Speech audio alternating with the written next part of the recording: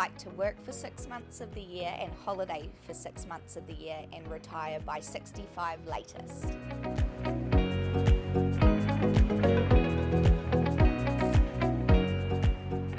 If I was given $100,000, I would save it.